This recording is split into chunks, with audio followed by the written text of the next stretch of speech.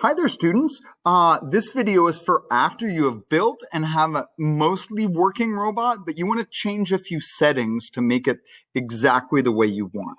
So the first thing I want you to notice is we've got our basic program here that I gave you.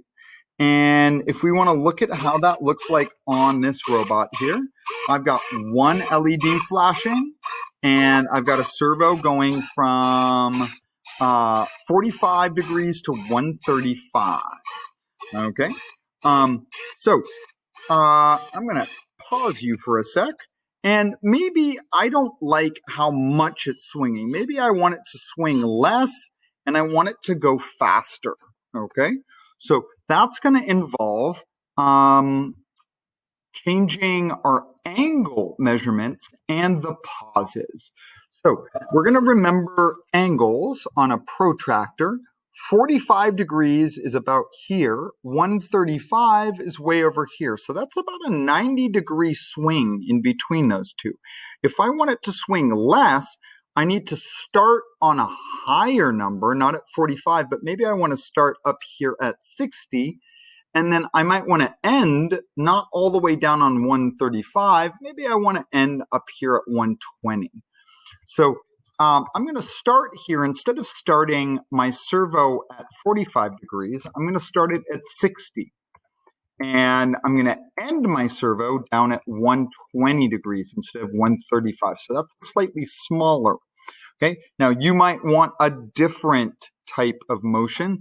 You can play with those numbers and get the kind of motion you're looking for. Okay. The other thing that we can change is the speed that we're doing this at. So right now, it is waiting or pausing a full half of a second or 500 milliseconds in between. Now, maybe I want this to go slower. So if I wanted to go slower, I could make a longer wait. So maybe it's a full 1,000 milliseconds. Or maybe I want it to go faster. Instead of 500, I could make it go 250 milliseconds, much less of a wait. Okay. Now, if your microbit is plugged in and you're in pairing mode, you can just click the download. If you have to do that copying method that's in the other videos, you can go and look at that. But before I download it, I made changes to it. So I'm going to make sure that I update the number here so it shows a 2, and then I'm going to change the file name down here to robot2.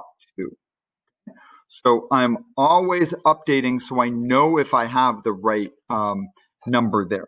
So now I can see, because of the USB symbol, that I am paired. So I can just click on the download button and the download's completed. So now I can, the arm just fell off here. Let me just put it back and plug this back in. And let's see what our changes look like. So it's a much smaller wave and it's going faster. Okay.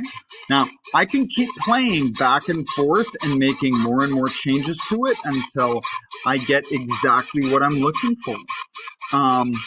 You can change the brightness of this. There's all sorts of changes you can make.